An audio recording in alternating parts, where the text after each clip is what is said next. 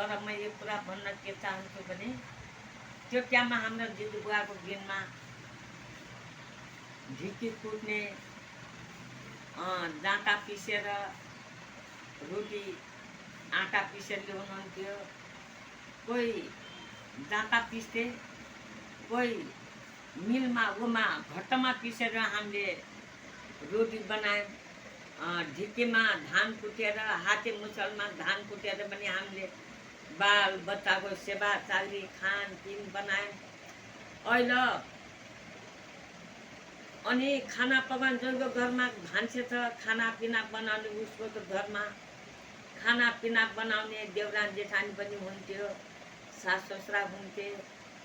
जसको घरमा छैन भनेपछि उसले सासु ससुराको सेवा चाकरी ढिकी कुटेर भात पकाउने, पँधेराको पानी धाराको पानी 1-2 घन्टाको पानी टाउकामा बोकेर एक गल्ला टाउकामा एउटा काखमा लिएर यसरी पानी बोकेर खाना बनाउँथ्यौँ। धाराको पानीमा कपडा धुन्थ्यौँ। खरानी र धानको भुसाले बर्तन मार्थे माने। अहिले त साबुन सोडाको चलन बन्छ। त्योमा बोतलको पानी पनि हुन्छ, घरमा नजिकको पानी पनि। त्यो टाइममा धाराको पानी पालो लागेर अगाडि पुग्या मान्छे अगाडिको पानी भरिने, लाइन लागेर पानी भर्ने जमाना बन्थ्यो हाम्रो दिनमा। अहिले त्यो दुःख पनि छैन। अहिलेको महिलालाई जति सुख भोग उति दुःख छ। दुःख छ। त्यो टाइममा अगाडिको छोरी बुवालाई कति दुःख थियो, कति कष्ट थियो। त्यति गर्नेखेरि सासु ससुराको धम्की कति हुन्थ्यो। बुहारी तिमीले सकेनौ, साइली बुहारी, माइली बुहारी, ठाइली राइली भन्ने चलन थियो। अहिले त दुलै भन्ने चलन छ। त्यो दुलै भने त दुलै त आज त बर्बाद गरिने छन्।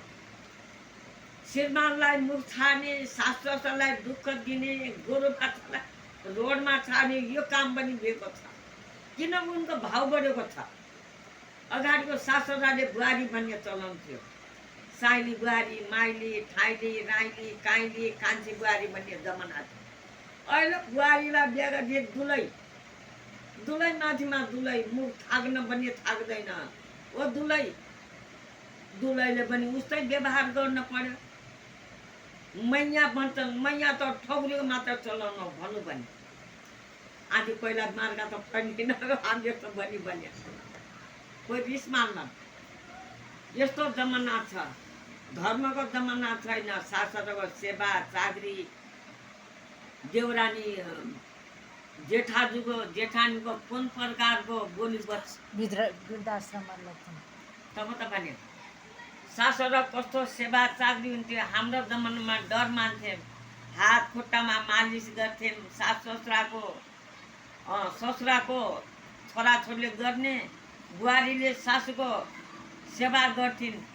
कपडा धुलाउनेखेरि बुहारीले, अलिकति मैला गर्ने छोरी बुहारीले सासु ससुराको जेठाजु देउरानीको, त्यसरी हाम्रो दिनमा त्यस्तो सेवा थियो।